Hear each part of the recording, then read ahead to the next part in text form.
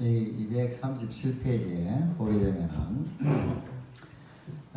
인색한 부자의 어리석은 생활이다는 그런 그 기왕의 제목을 갖다 붙여뒀는데, 간경이라고 그래요. 자바안경이라고 하는 그런 암경 중에서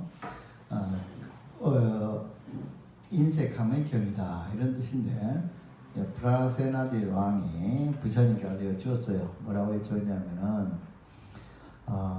제가 아는 그런 저희 나라에 있는 큰 부자가 죽었습니다. 근데 큰 부자가 죽었는데 우리나라의 법에는 죽은 부자가 자식이 없고 할 경우에는 그 모든 재산을 나라로 귀속시키게 되어 있습니다. 그래서 그 사람에게는 자녀가 없었기 때문에 제가 그 재물을 갖다 다 그 나라 국고로 왕의 수중으로 이제 옮겨오느라고 대단히 바빴습니다. 그런데 하나 제가 궁금한 것이 있습니다. 뭐가 궁금하냐? 이 사람은 우리나라에서 제일 부자였는데 사는 것은 제일 거지같이 살았습니다. 그 사람은 큰 부자이지만은 표현에 여기 있는 표현이 돼요. 238페이지 밑 위에서 세 번째를 보면은 마하나마 장자는 그런 큰 부자이지만은 이런 생활을 합니다. 쌀에기 밥을 먹고 콩국을 먹으며 썩은 생각을 먹습니다. 붉은 베옷을 입고 옷 가죽신을 신으며 낡은 수레를 타고 나무잎 일산을 씁니다.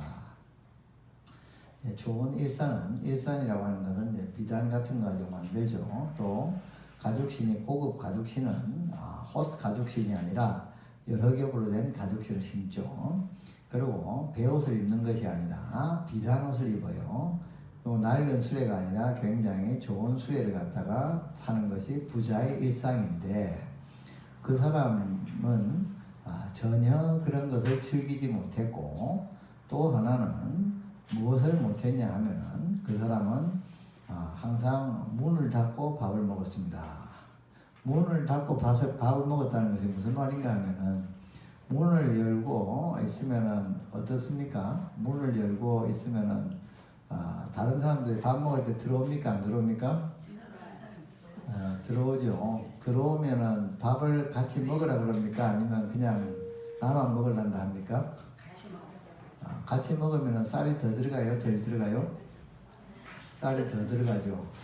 그래서 이 부자는 어떻게 했냐면은 항상 문을 닫고 밥을 먹었다 그래요. 나 위에는 한 푼도 한 명도 안 주겠다. 요즘 말로 하면은 남한테 밥 한 끼 안 사고 죽었다 이 얘기예요. 다른 사람한테 밥 한 끼 사주지 않고 그렇게 살던 사람입니다. 그리고 그 사람은 그래가지고 사니까 재산은 많이 있는데, 그 많은 재산이 있는데 말이죠. 그 재산을 또 어디다 썼냐 하니까 쓴 것도 아니라는 거예요. 아무한테도 주지 않았다는 거예요. 그냥 쌓아만 놓고 살다가, 고생하면서 살다가, 아끼면서 살다가 그냥 죽었다는 거예요. 그래서 부처님께서 이제 이야기를 하십니다. 뭐냐면은 238페이지 밑에서 하나, 둘, 셋, 넷, 다섯, 여섯, 일곱, 여덟, 아홉째 줄, 부처님께서는 말씀하셨다. 그는 바른 사람이 아니요, 그 사람은 제대로 못 살았다. 이렇게 부처님이 표현하는 거예요. 그 많은 재물을 얻었으면서도 스스로 쓰지도 않았고, 부모를 공양하지도 않았고, 처자와 친척과 권속을 돌보거나 모든 종도를 가엾이 여기거나 벗에게 보시할 줄도 모르고, 때로는 사문이나 바라문에게 보시를 해서 훌륭한 곳에 태어나기를 원하며 안락이 살다 미래의 천상에 나가게 되는 것도 모르는 것이요.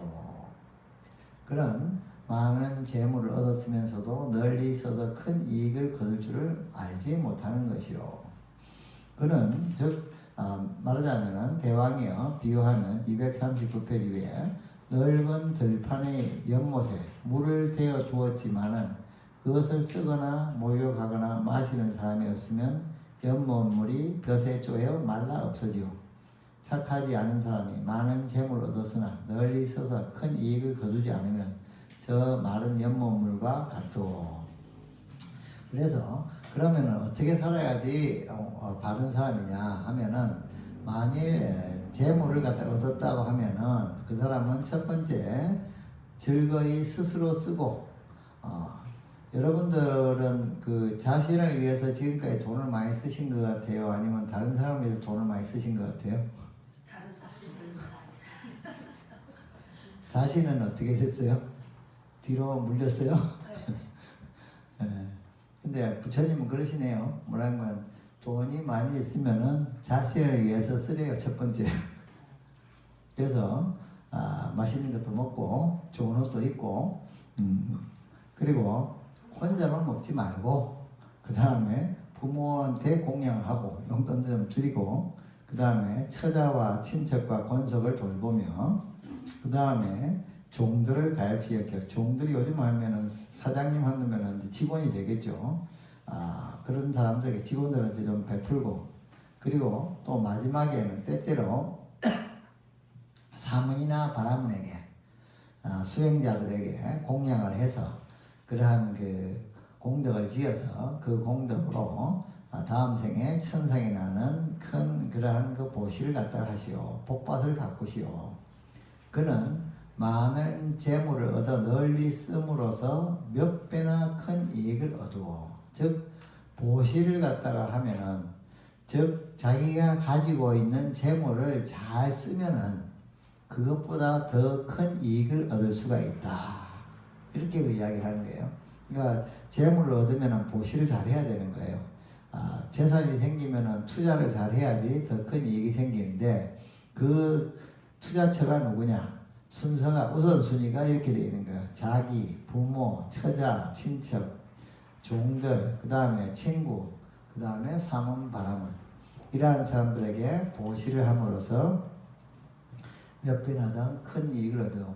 저는 이걸 보면서 이 경제학에서도 지금 문제가 되는 게 뭐냐면은 이 사람들이 옛날보다는 훨씬 더 많은 재화를 갖다가 기술이 있다 보니까 생산을 하는 거예요. 근데 사람들이 그 많은 재화가 생긴 만큼 풍족하게 살지를 못한다 그래요. 그 이유가 무엇이냐 하니까 풍족하게 더 많이 생산된 재화가 전부 다 일부 이 빈익빈 부익부의 현상으로 인해 가지고서 일부 사람들에게 다 집중이 되어 있다는 거예요. 근데 그것이 다 집중이 되면은 어떻게 되냐 하면은 그것이 집중이 되게 되면은 그런 재화가 더 돌아가지 않는다는 거예요. 부자들이 무엇인가를 갖다 쓰는 것이 한계가 있다는 것이에요.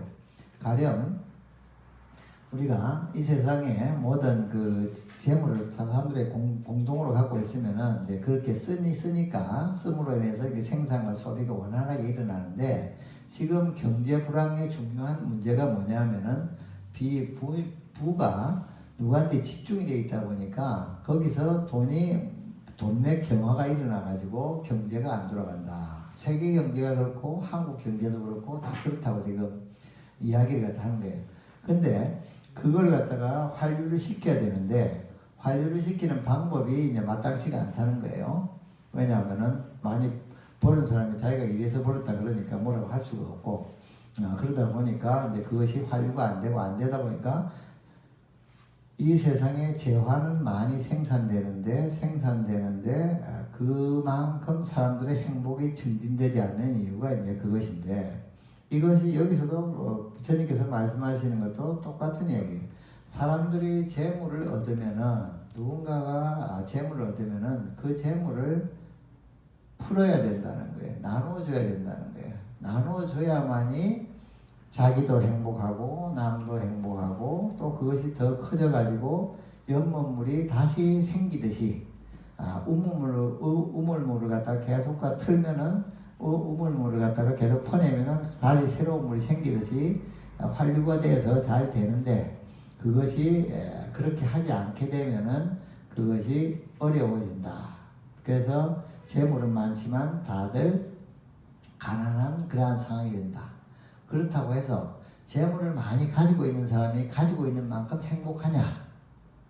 그런 것 같아요. 1,000만 원 갖고 있는 사람보다 1억 가지고 있는 사람이 10배 더 행복합니까? 1억 가지고 있는 사람도 10억 가지고 있는 사람 더 행복합니까? 10배 행복한가요? 아니거든요. 사실은 그것을 갖다가 이렇게 환류를 갖다 하게 될 때 그것이 더 행복해지는데, 서로가 행복해지는데, 그것이 환류가 안 되기 때문에 그러한 그 괴로움들이 생기게 된다.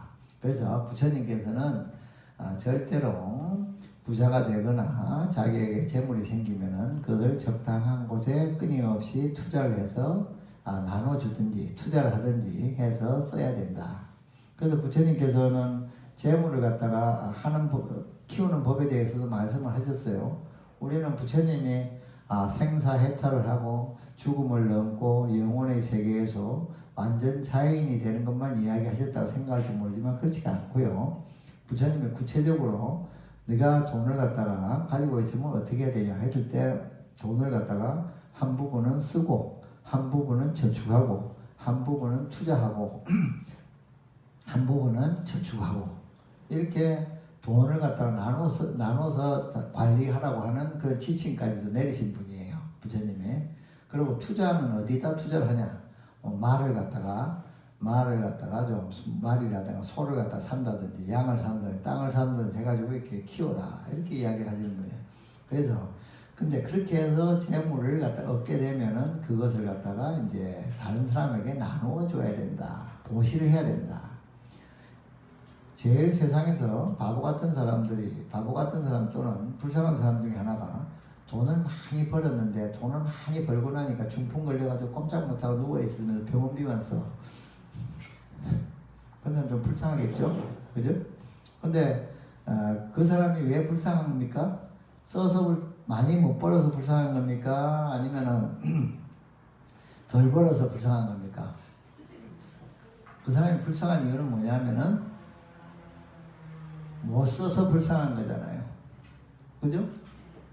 다른 사람들은 그래도 맛있는 거라도 먹고 살 텐데 중풍에 걸려가지고 맛있는 것도 제대로 못 먹고 걷지도 못하면서 여행도 못하면서 못 쓰니까 불행하다고 생각을 하는 거예요. 즉 뭐냐면은 이것이 모든 것이 벌고 쓰고 생산하고 소비하고 이런 것이 한 세트가 돼야만이 이게 잘 되는 거예요. 우리가 물질도 그러하고 정신도 그래요. 여러분들이 학생들이 대학교를 나와서 죽을 때까지 공부만 한다 그럽시다. 그러면 공부를 잘해가지고 박사를 10개 땄다 그럽시다. 그러면 그 사람 성공한 학생이에요? 조금만 모자란 것 같죠? 뭐가 모자라요? 배웠으면 가르쳐줘야지. 배운 걸 써야지. 평생 공부만 하고 있어도 안 되고 공부 전혀 안 하고 있어도 안 되고 벌어서 공부를 해서 그 공부를 또다시 다른 데 쓸 수 있도록 베풀어야 된다는 거예요. 공부를 하는 것과 베푸는 것, 가르치는 것 이게 한 세트가 돼야 되는 거예요. 돈을 버는 것과 쓰는 것이 한 세트가 됐을 때 그것이 완성된 것이 되는 거예요. 불교에서 기도를 갖다가 하잖아요. 기도를 하고 나면은 끝나고 나서는 뭘 하냐면은 회향이라고 해요. 회향. 뭐냐면은 회향을 갖다가 하는데 회향이라고 하는 것은 방향을 돌린다는 거예요. 지금까지는 막 벌었다고 하면은 회향이라고 하는 것은 방향을 바꿔서 막 쓰는 거예요. 벌어서 쓰는 거예요. 벌어서 쓰는 것인데 버는 것과 쓰는 것이 공덕에 있어서도 수행에 있어서도 마찬가지예요. 우리 만일 부처님이 열심히 6년 고행을 하시고 나서 도를 얻었는데 나는 만족한다 하고 설법을 안 하셨으면은 우리가 지금 이런 것을 갖다가 볼 수가 있겠어요? 없겠어요? 배울 수가 있겠어요? 없죠. 그 부처님이 위대하신 것은 뭡니까? 수행을 하신 것도 위대하고 그렇게 해서 얻은 과실을 우리들에게 가르친 것도 위대한 거예요. 그 두 개가 한 세트가 됐기 때문에 부처님은 진짜 위대한 분이 됐던 겁니다. 부처님이 수행만 하다가 돌아가셨다든가 또는 아니면 아무것도 알지 못하면서 떠들기만 하다가 돌아가셨다든가 하면 아무 의미가 없어요. 그런데 수행을 잘해서 깨달음을 얻고 그 얻은 깨달음을 중생들에게 돌려줬기 때문에 그분이 훌륭하고 위대한 겁니다. 여러분들이 부모님들을 다 존경하고 좋아하시죠? 부모님을 존경하고 좋아하는 이유가 뭡니까? 부모님이 나를 안 낳아줬으면 어때요? 안 낳아줬으면 어떤 건가요? 내가 우리 부모님 존경하겠어요? 존경할 리가 없겠죠. 부모님들이 존경하고 좋아하는 이유는 딴 게 아니고 자기를 낳아주어서 키워줬기 때문에 고마워하는 거예요. 무엇을 하면서?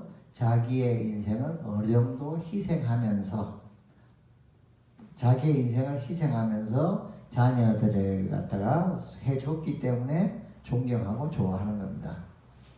그래서 우리는 지금 이제 사람들이 요즘에 이제 결혼도 잘 안 하고 아기도 잘 안 낳는다 이렇게 이야기를 하는데 그러면서 이제 뭐 그것도 하나의 생활 패턴이다 이렇게 이제 보고서 그냥 담담하게 바라봐 줍니다만은 좀 더 근본적인 차원에서 보게 되면은 만일에 그 사람들이 지금 사람들이 자기가 자기 이익을 위해서 뭐 다른 이유가 있어서 못한다면 모르지만은 자기의 행복을 위해서 내가 잘 먹고 잘 살려고 결혼 안 하고 자식 안 낳겠다 결혼하고 자식 안 낳겠다 이렇게 한다면은 그 사람은 대단한 그 좀 탐욕을 갖다가 부리는 거예요. 자기가 받은 만큼 나눠줘야 될 그러한 그 의무가 있는 거예요. 인과의 입장에서 부모님이 나한테 내려줬기 때문에 몸을 갖다 받을 수 있는 걸 줬기 때문에 또 그만큼 정도는 이렇게 다른 중생에게 사람 몸을 받고 살 수 있을 정도의 그러한 기회를 갖다 주는 것이 보실하는 것이 당연한 거예요. 인과에 맞는 겁니다. 인과에 맞는 거기 때문에 우리가 그걸 갖다가 이제 인정을 갖다가 해줘야 되는데 그렇지 않고 나의 편안함을 위해서 그걸 갖다가 알겠다 하게 되면은 그 사람의 인생은 좀 뭔가 이렇게 왜곡된 상황이 되는 거예요. 왜곡이 된 거예요. 한쪽에 받기만 받고 베풀질 않겠다 하는 말하자면은 이 큰 부자와 같이 부자는 됐지만은 쓰지는 않겠다 하는 그러한 것과 같은 그런 좋지 않은 기형적인 삶이 되는 것이다 이렇게 보겠어요. 그래서 우리는 항상 그리고 또 하나는 우리가 보시를 갖다가 잘 해야 되는 이유가 뭔가 하면은 보시를 하거나 안 하거나 자기에게 왔던 재산이 끝까지 있습니까? 죽을 때까지 갑니까? 내 생까지 갖고 갑니까? 못 갖고 갑니까? 못 갖고 가요. 그래서 둘 중에 하나예요. 뭐냐 하면은 내가 원하는데 쓰고 죽냐 아니면은 뺏기고 죽냐 없어지는 건 마찬가지예요. 없어진 건 마찬가지인데 하나는 뺏기는 것이고 하나는 보실하는 거예요. 보실하면 공덕이 많이 생기지만은 뺏기면은 공덕이 별로 없을 수가 있습니다. 왜냐하면 자기가 그걸 갖다가 보실하려고. 근데 우리의 삶에 있어서 재물이라든가 모든 것은 결국에는 놓고 가는 거는 똑같다는 거예요. 근데 한쪽은 공덕을 짓고 가고 한쪽은 공덕이 뺏기는 것이 공덕이 되는지 안 되는지 모르겠습니다. 어쨌든 그렇게 좀 보실하는 것이 공덕이 더 클 것이다 하는 걸 생각할 수가 있는 거예요. 그래서 항상 부처님께서는 그러한 보실을 갖다가 상당히 중요하게 여기셨어요. 그래서 물질적인 것뿐만이 아니라 정신적인 것도 또한 마찬가지가 되겠어요. 그래서 우리가 보게 되면은 어디까지 이야기를 하고 계시면은 241페이지에 보면은 아낌없이 보시하면 천상에 태어난다 이렇게 이야기하세요. 즉 사람들이 자기가 힘든 보시를 힘들게 벌은 것을 갖다가 정성으로 잘 보실하게 되면은 그 사람은 죽은 후에도 천상에 가게 된다 이렇게 이야기를 합니다. 그리고 242페이지 아까 제가 이야기했던 내용을 또 이야기를 하고 있는데 세 번째 줄 보면은 242페이지죠. 이 세상이나 저 세상에서 어리석은 자 언제나 굶주림을 두려워해 모으기만 하네. 그러나 죽을 때에는 재산은 따르지 않나니 제 혼자 빈손으로 재산 없이 홀로 가네. 적은 재물을 보시하니라도 많은 재물은 보시하기 어렵나니 보시하기 어려운 가운데서 능히 보시하는 것 이것을 어려운 보시라 하느니라. 무지한 사람은 깨닫지 못하지만 지혜로운 사람은 알기 어려운 것도 안다. 법으로서 그 아내와 아들을 기르고 많은 재물도 깨끗한 마음으로 보시하면은 백천개의 희생제사를 열어 거기서 얻는 그 복과 이익도 앞의 법다운 보시에 비하면 16분의 1에도 미치지 못한다. 그래서 어차피 재산을 갖다가 놓고 가는 거기 때문에 자기가 자의적으로 보시하고 가는 것이 좋다. 그래서 뺏기지는 말고 뺏기지 말고 자의적으로 보시하는 것이 좋다. 우리가 하나 현상적으로도 볼 수가 있어요. 아버지가 죽기 전에, 어머니가 죽기 전에 자기 재산을 자식들한테 그래도 골고루 배분해주고 재산이 좀 있다고 했을 때 배분해주고 가면은 자식들 사이에 나중에 싸움이 벌어집니까? 안 벌어집니까? 안 벌어져요. 어쨌든 그것이 불공평하든지 공평하든지 간에 싸움은 안 벌어지는데, 만일에 그걸 재산이 좀 있는데 그걸 갖다가 안 하고 하면 어떻게 됩니까? 싸움이 벌어져요. 그것이 뭐냐 하면은 자식들이 잘 되냐 못 되냐 갈라지는데, 그것이 그걸 갖다가 보시를 잘 했냐 못 했냐의 결과로서도 볼 수가 있어요. 그래서 항상 그 보시를 갖다가 잘 해서 잘 골고루 또 보시를 하는 것이 좋은 그러한 결과를 받게 되고, 또 그 다음에는 우리가 무엇인가를 보시한다고 할 때 보시하지 말아야 될 것들이 있어요. 독약을 보시한다. 어떻습니까? 마음에 좋은 것 같아요. 그 다음에 도둑질한 물건을 보시한다. 어떻습니까? 쓸만할까요? 칼을 보시한다. 아니면 권총을 보시한다. 미국 같은 데 그런 것도 있을 거예요. 보니까 신문에 보니까 누가 뭐 다른 사람이 총도 선물도 하고 그러더만요. 자, 그런데 부처님께서는 그렇게 이야기해요. 독약이라든가 또는 칼이라든가 또는 그 독약이라든가 칼이라든가 그런 그 술이라든가 이런 것들은 보시를 갖다가 해서 공덕이 생기지 않는다. 그렇게 이야기를 하세요. 그래서 그리고 또한 재물을 보시할 때 도둑질을 해서 보시를 갖다 하게 되면 어떻게 될까요? 그 보시의 공덕은 생길까요? 안 생길까요?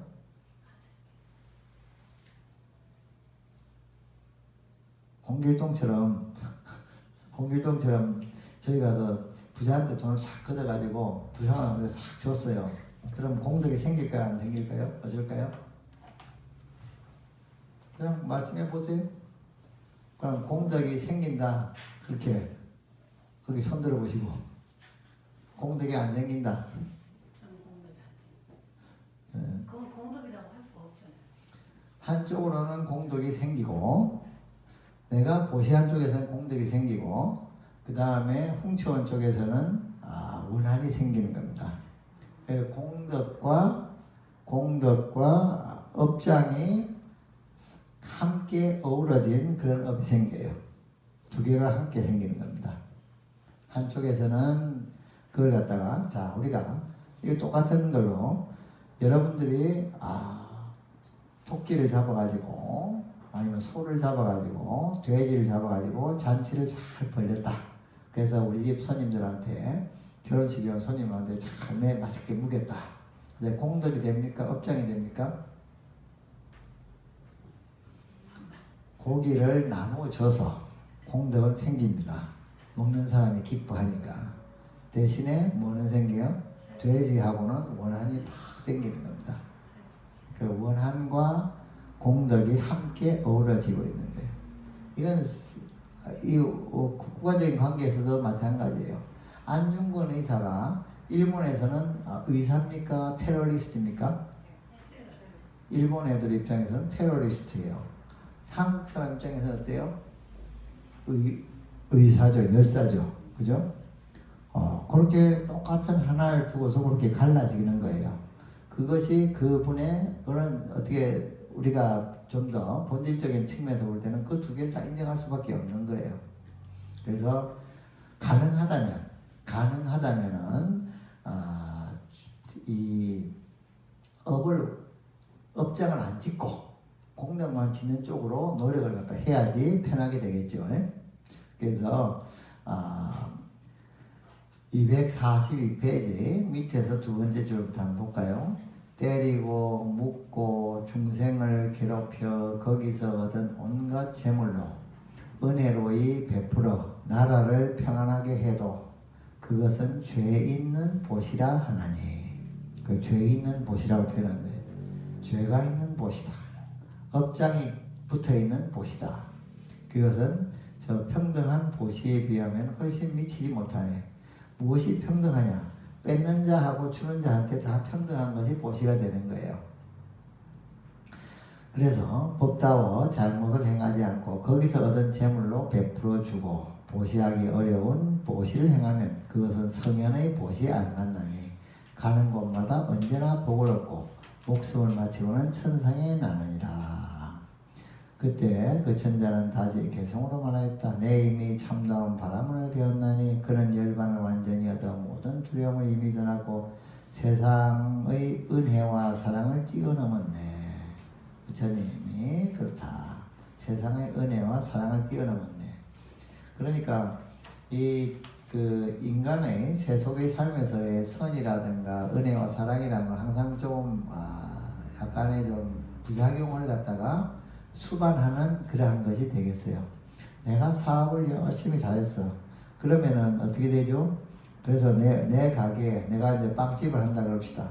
근데 내 집에 내가 빵을 갖다 맛있게 만들었어요.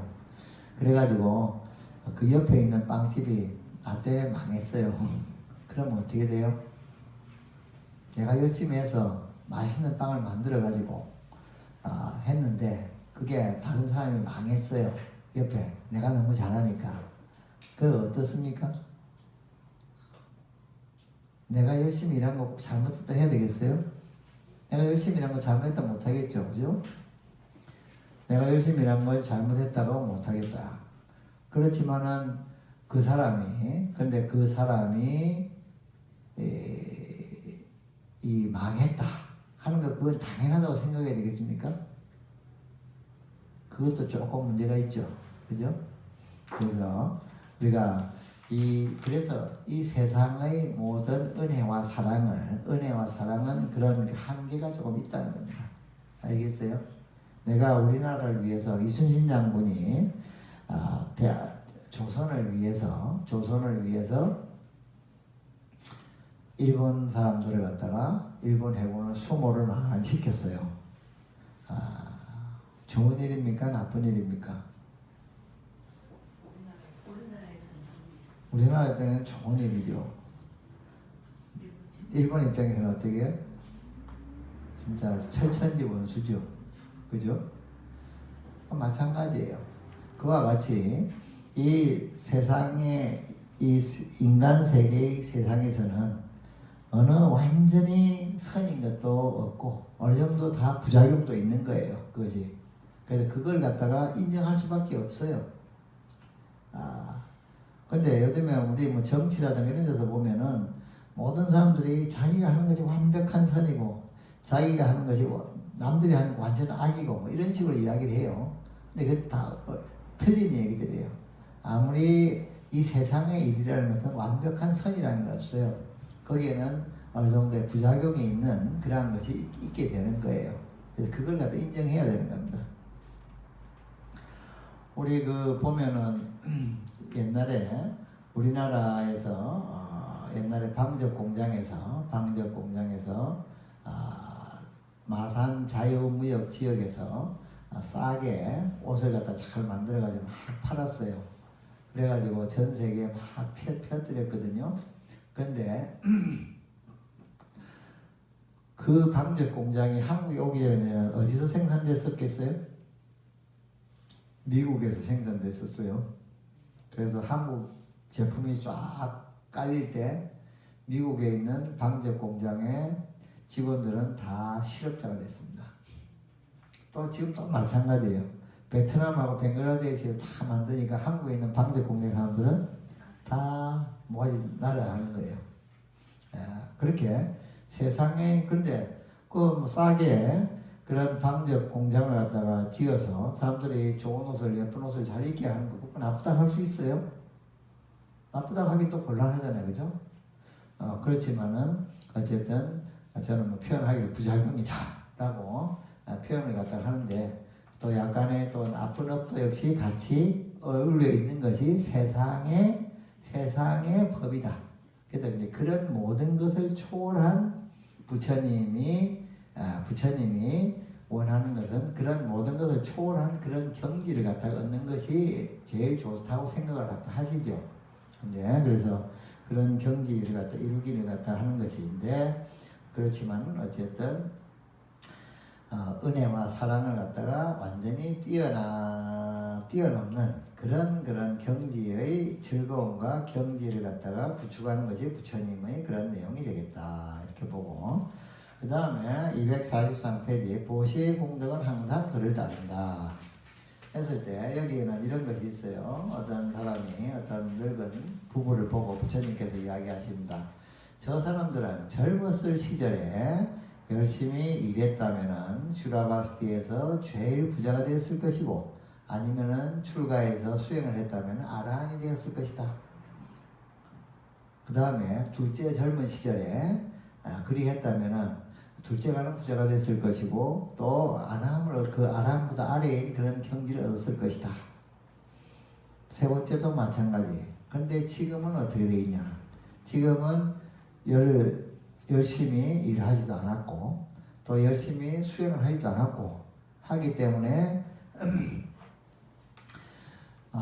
감각기관은 허물어지고 재물도 없고 방편도 없고 재물을 구할 능력도 없고 사람들 속에서 뛰어나는 그러한 법도 얻을 수가 없다 이렇게 이야기합니다. 여기서 245페이지 중간 줄 보세요. 보면은 그러나 그는 지금 나이가 들어 몸은 늙고 감각기관은 허물어졌으며 여기서 감각기관은 허물어졌으며 하는 것이 참 그 표현이 저는 좀 리얼하다는 생각이 들어요. 여러분들 10대 때 20대 때 눈이 좋으셨어요? 어쩌셨어요? 좋으셨죠? 젊었을 때는 밥을 몇 그릇씩 먹어도 소화를 팍팍 했죠. 근데 지금 어때요? 눈도 조금 안 보이고 밥도 많이 먹으면은 어떻게 돼요? 금방 체하고 그러면은 그것을 갖다가 이름하여 근이 허물어졌다는 거예요. 근이 점점 허물어지고 가고 있는 거예요. 젊어서 그러한 좋은 몸을 가지고 있다가 그것이 허물어지는 것은 누구도 그것을 갖다가 거부할 수 없는 그러한 거예요. 그래서 그러한 그 허물어지기 전에 공덕을 쌓든지 돈을 벌든지 해라. 어차피 그는 안입이 설신이는 낡아가게 돼 있으니까 더 낡아지기 전에 그것을 갖다 잘 써서 열심히 정진해서 돌을 닦든지 아니면 돈이라도 벌든지 이거를 해야만이 너희들이 덜 괴롭게 된다 이렇게 이야기하는 거예요. 그러니까 한 살이라도 젊을 때 열심히 공부를 많이 해야 되는 겁니다. 다음에 하지 내일 하지 이것은 별로 그렇게 장려할 만한 사항이 아닙니다. 245페이지 밑에 있는 걸 계속 보면은 늙음과 죽음이 닥쳐와서 몸과 느낌이 사라지는 곳에서도 오직 은혜로운 보시 복은 있어 자기를 따르는 양식이 되나니 그래서 보시를 갖다가 잘 하게 되면은 그런 보시의 복덕은 자기를 따르게 된다.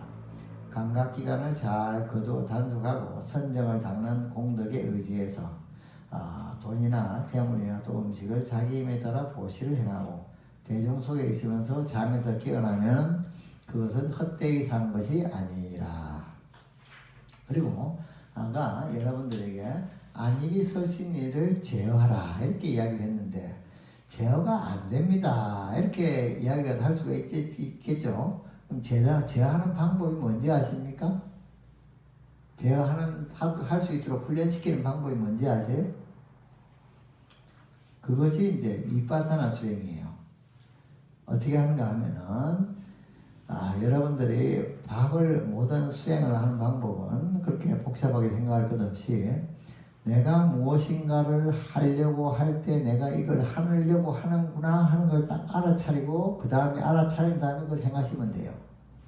자, 내가 밥을 많이 먹고 싶다 하면은 아 내가 지금 밥을 막 먹으려고 하는구나 하고 알아차릴 수가 있죠. 신경만 쓰면은 그 다음에 먹으세요. 그럼 과식을 안 해요. 그런데 그러지 않고 아무 생각 없이 먹어야지 하고 허겁지겁 먹으면은 배탈 나는 겁니다. 내가 무엇인가 괴로움이 막 있을 때 아 내가 괴로워하고 있구나 하는 걸 아는 것만 해도 그 사람의 괴로움은 많이 떨어지는 겁니다. 아시겠어요? 그리고 내가 걸을 때도 내 마음을 맑게 하고 싶으면은 걸으면서도 내가 이렇게 걷고 있구나 손발이 왔다 갔다 하면서 걷고 있구나 알아차리셔도 그것이 내 몸을 제어할 수 있는 그런 힘이 생깁니다. 내가 우리가 호흡관이라고 하죠. 수식관이라고 해요. 수식관을 갖다가 하는 것은 무엇인가 하면은 내 몸을 알아차리는 거예요. 내 몸에서 일어나고 있는 호흡을 갖다가 꾸준히 알아차리면은 이상한 현상이 일어나요. 무슨 현상이 일어나냐면요. 정신이 맑아져요.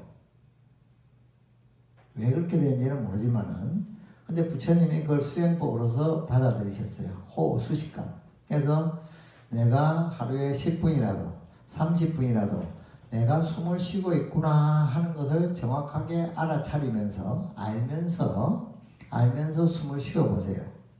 여러분들 5분만 해보세요. 그러시면은 하루에 5분만 하더라도 정신이 맑아지는 기분을 느낄 수가 있을 겁니다. 또 우리 여자 보살님들 지금도 설거지 하세요? 안 하세요?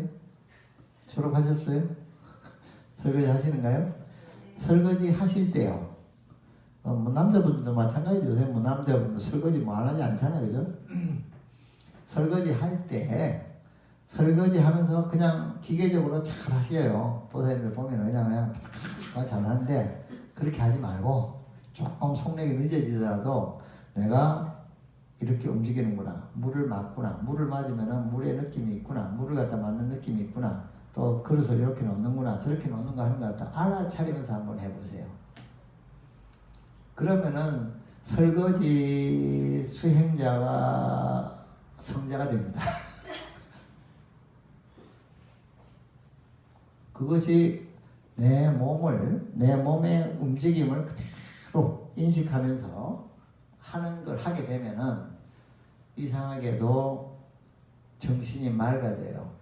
그래서 내가 해야 될 일, 안 해야 될 일, 뭐 또 무리하는 일, 욕심하는 건 안 하게 돼요. 저는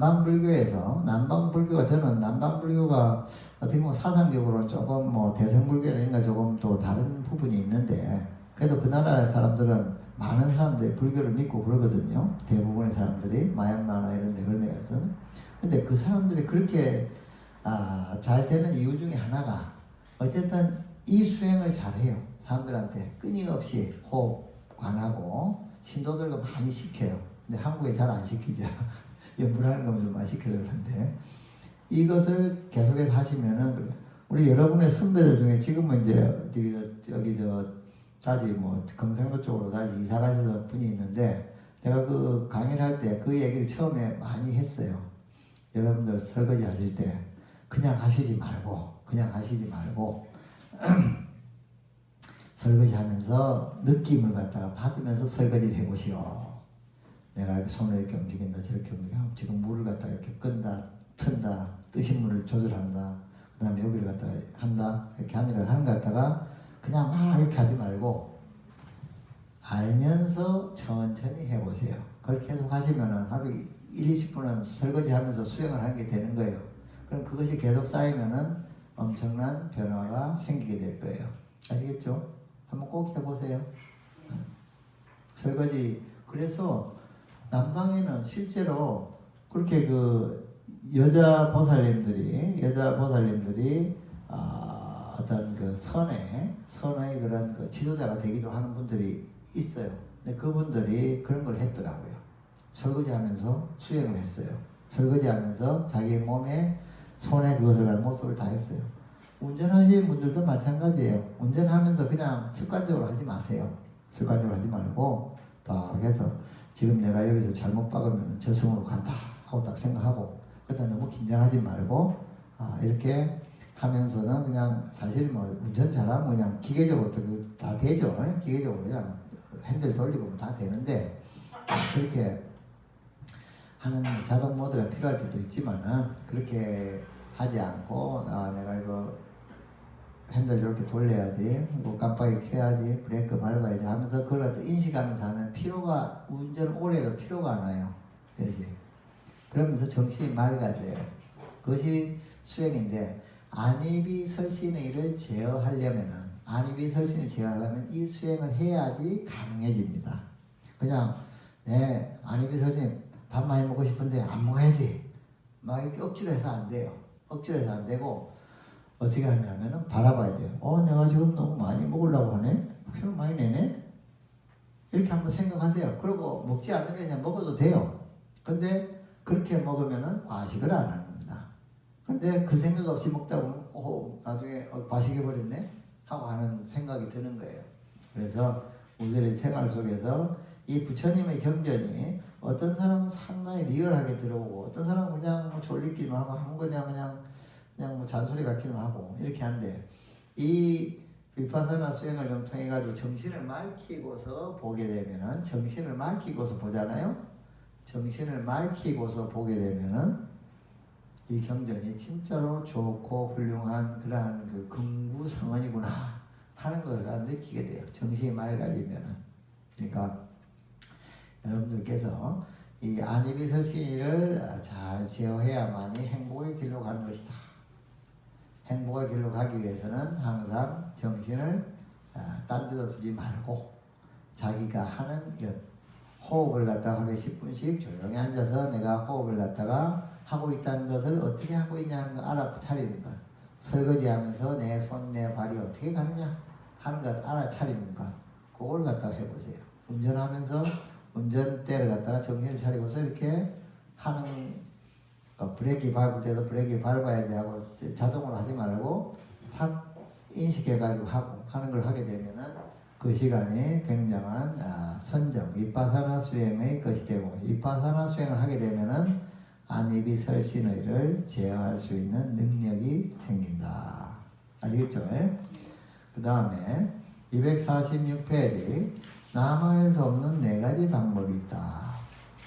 이와 같이 나는 들었다. 어느 때 부처님께서 말씀하셨다. 남을 포용하는 4가지 법이 있다. 이른바 보시로서 포용, 사랑스러운 말로 포섭하기, 이익을 주어 포섭하기, 함께 일하기. 부처님이 사람들을 포섭하는 이유가 뭡니까? 왜 그렇게 포섭하셨겠어요? 그 사람들에게 다 이제 깨달음 얻어가 생사해탈을 하도록 하기 위해서 포섭을 하는 거죠. 근데 어떻게 포섭하냐면은 보시를 갖다가 뭔가 주어서 하고, 사랑스러운 말을 해서 보시를 하고, 또 이익을 주어서 포섭을 하고, 함께 일해서 포섭을 하는데, 그 가장 훌륭한 보시로 포용하기란 법보시요. 가장 사랑스러운 말로 포섭하기란 착한 남자가 법을 듣기를 원하면 때를 맞춰 법을 주는 것이다. 가장 훌륭한 보시로 포용하기란 법보시라는 것은 그런 것이에요. 밥을 한 끼 다른 사람한테 사줬다. 그러면은 그 공덕은 몇 시간 갑니까? 배 꺼질 때까지. 몇 시간 걸리죠? 대여섯 시간 걸려요. 그 대여섯 시간에 행복을 갖다가 보시한 겁니다. 근데 그 사람에게 좀 자기 마음을 제어하고 부처님의 법으로 인해서 욕심을 덜 부리고 탐욕을 버리지 않은 그런 법을 갖다 설해줬다. 그러면은 그 사람의 그 이익은 몇 시간 갑니까? 평생을 갈 수도 있고 내생까지 갈 수도 있죠. 그럼 그 이익이 어느 쪽이 크겠습니까? 밥을 주는 것이 이익이 크겠습니까? 아니면은 법을 이야기해 주는 것이 보시의 공덕이 크겠습니까? 그러면 큰 보시를 해야지 그 사람이 내 편이 되겠습니까? 작은 보시를 해야 돼 그 사람이 내 편이 되겠습니까? 큰 보시를 내 편이 되겠죠. 그래서 불자들은 그 사람을 포섭하기 위해서는 법을 이야기해줘서 포섭하는 것이 가장 큰 포섭이 되겠다. 보시가 되겠다. 두 번째는 사랑스러운 말로 포섭하기라는 것은 때에 맞춰서 보시하는 것이다. 그 사람이 법을 듣기를 원하면은 때에 맞춰서 그 사람에게 적절하게 필요해서 죽겠는데 법을 쓰라면 어떻게 되겠어요? 법을 듣겠어요? 잠아 죽겠는데 하라고 안 되잖아요. 그 사람에 맞춰서 해주는 것이 사랑스러운 말로 보습하는 것이다. 이익을 주어 보습한다는 것은 이러한 그 다른 사람에게 믿음을 가지도록 하고 또한 그 계율을 지키도록 하고 또 아끼는 사람한테는 인색한 사람한테 인색한 사람을 인색하지 않게 만드는 방법은 뭔가요? 부처님께서 성을 내는 사람에게는 참음으로써 그 사람을 이겨야 되고 아끼는 사람한테는 보시를 함으로써 이겨야 된다. 그렇게 이야기하세요. 너무 아끼는 사람한테는 자꾸 좀 주세요. 그러면은 그 사람이 보면서 뭔가 반성을 하게 되는 계기가 이제 됩니다. 그래서 또한 함께 일하여 보답하기라는 것은 그 사람이 수행하는 수준에 맞춰서 같이 수행을 갖다가 해주는 그러한 것이 되겠습니다. 그래서 아라한에게는 아라한 수준으로 수행을 해주고 또는 아나함에게는 아나함 수준으로 수행을 해준다. 이렇게 이제 그것이 가장 큰 다른 사람이 함께 일해서 보답하기이다. 그래서 이제 이것은 이제 법에서의 보섭하기이고 세상 사람들을 보섭할 때는 뭐 꼭 세상 사람들 세상 일을 잘 하기 위해서도 이것이 필요해요. 세상의 일을 갖다가 성취하려면 혼자 일을 할 수 있습니까? 여러 사람이 일을 해야 할 수 있습니까? 혼자서 하게 되면 일이 크기가 작습니다. 그래서 조금 큰 일을 하려고 하면 다른 사람이 내 편이 함께 팀워크를 따서 해야 돼요. 팀워크를 따서 해야 되려고 하면 어떻게 되냐? 이 네 가지 해야 되는 거예요. 뭔가 주고 사랑스럽게 이야기하고 또 그 사람한테 이익도 주고 또 같이 하는 거 같이 해주고 하는 걸 갖다 해줘야만이 그 사람이 나의 편이 되는 거예요. 그래서 이것은 한쪽 버전은 새 속에서 다른 사람을 포섭하는 버전이 제가 그런 것이고 또 하나 근본적인 입장에서 수행과 행복을 위해서 하는 것은 그 저기 나와 있는 내용이고 그래요. 그래서 우리가 이제 이러한 모든 것들을 갖다가 많이 공부를 하고 뭐든지 돈을 벌고 지혜를 갖다 얻고 어떤 성취를 얻었을 때 그것을 갖다가 어떻게 해야 되냐 하면은 그냥 혼자만 가지고 있어야 된다 그랬어요? 아니면은 나눠줘야 된다 그랬어요? 나눠줘야 된다. 나눠주는 거는 자기가 이루는 것과는 방향이 같은가요? 다른가요? 방향이 좀 다르죠. 그래서 회향, 돌릴 회자, 향할 해자에 회향이라고 해요. 그래서 우리는 항상 무엇을 한 다음에는 이룬 다음에는 그걸 회향을 해야 됩니다. 여러분들 아파트 공사하는 사람들이 좋은 아파트를 지어놓고 좋은 아파트 깨끗하고 좋다 해가지고 오래오래 놔두면은 성공하는 겁니까? 아니면은 좋은 아파트가 낡아지도록 다른 사람들이 와서 써줘야지 성공하는 겁니까?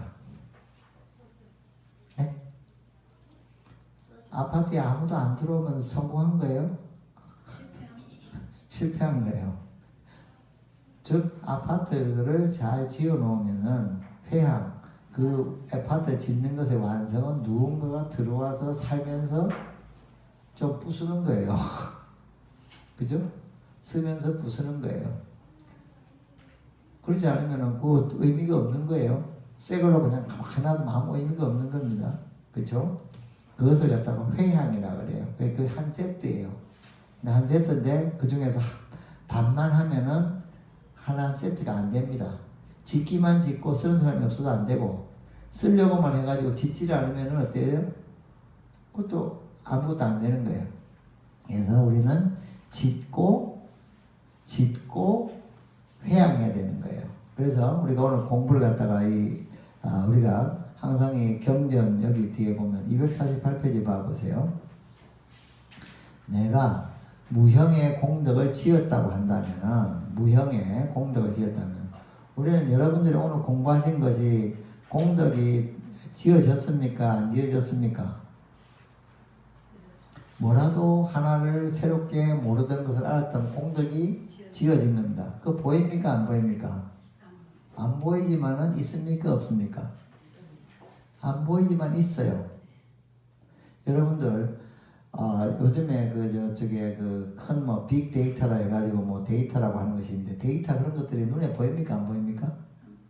안 보이지만 그것이 어때요? 쓰여집니까 안 쓰여집니까? 어딘가 쓰여지죠. 예? 그와 마찬가지예요. 공덕도 마찬가지예요. 우리가 마음속에서 뭔가 했을 때 공덕이 생겨났어요. 생각이 났는데 그것을 갖다가 그 공덕을 갖다가 혼자 가지면은 욕심이 많은 겁니까? 욕심이 없는 겁니까? 욕심이 많은 거죠. 욕심을 막 부리면 되겠어요? 안 되겠어요? 안 부려야 되겠죠. 그래서 어떻게 된다고? 보실해야 되겠죠. 그것이 회양입니다. 그래서 248페이지에 보면은 지금 경을 읽은 수행의 모든 공덕을 내가 지은 모든 수행의 공덕을 꼭 이 경만이 아니고 법을 들은 것도 되고 다른 사람을 보시한 것도 되고 다른 사람의 말을 들은 것도 되고 모든 것을 이러한 공덕을 법계에 회양하고 법계라면 온 우주에 회양을 하는 거예요. 온 우주에 그걸 회양하게 되면은 그 법계에 회양하게 되면은 회양을 한 공덕은 또 생길까요? 안 생길까요? 회양한 공덕이 또 생기는 거예요. 그래서 그 회양의 공덕을 그래서 회양을 하면은 회양의 공덕이 생기고 이 회양의 공덕을 저와 금생에서 전생에서 다급생리로 인연 맺은 모든 영가들께 또한 원한 맺은 영가들께 모든 조상님들과 인연 태아령들께 드립니다. 행복하고 편안하십시오. 자, 보실하는 것을 살아있는 사람한테만 그 공덕을 살아있는 사람한테만 하는 것이 아니라 돌아가신 분한테 하고 현재의 시점에만 있는 것이 아니라 과거의 시점에 있었던 분들한테 하고 하는 것이 골고루 보시하는 거예요. 아시겠죠? 골고루 보시하는 공덕이 더 좋습니다. 그래서 이러한 공덕으로 편안하고 행복하십시오. 또한 이 회양의 공덕으로 저와 저희 가족들이 금생에서 전생에서 다급생례로 원한 맺은 모든 분들께 드려서 원한 풀리기를 바라며 전생에서 금생에서 다급생례로 은혜 주신 모든 분들께 드려서 은혜를 갖고자 합니다. 그래서 이러한 항상 경을 읽거나 공부를 하거나 하게 되는 이런 회양의 축원을 갖다 하셔야 돼요.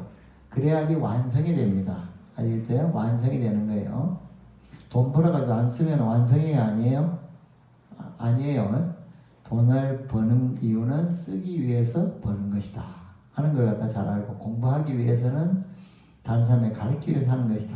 한 세트를 갖다 이루어야 되는데 그래서 이 우리가 기도한 후에 공부한 후에 회양 축원하는 이유도 마찬가지입니다. 오늘 하루 한 이 공덕을 갖다가 회양해서 뭔가 완전한 걸로 만드는데 누구한테 주느냐 하면은 내가 빚진 사람, 은혜 준 사람, 부모님, 형제, 이생, 전생 모든 분들에게 공덕을 갖다가 드림으로써 나의 공부를 더 완성시키는 그러한 것을 갖다 하는 것이다. 아시겠죠?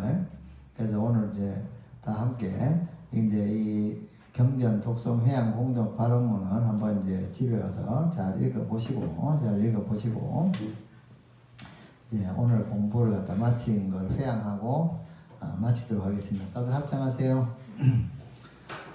오늘 공부한 모든 공덕을 법계 회양하고 이 회양의 공덕을 저의 모든 은혜 주신 분들께 드립니다. 다급생례의 모든 부모님께 드립니다. 다급생례로 원한 맺은 모든 분들께 드립니다. 은혜가 갚아지고 원결이 풀어지이다. 이 회양의 공덕으로 저희들의 선량한 소원이 뜻과 같이 이루어지게 하옵소서. 나무 서가모니불, 나무 시아원사 서가모니불.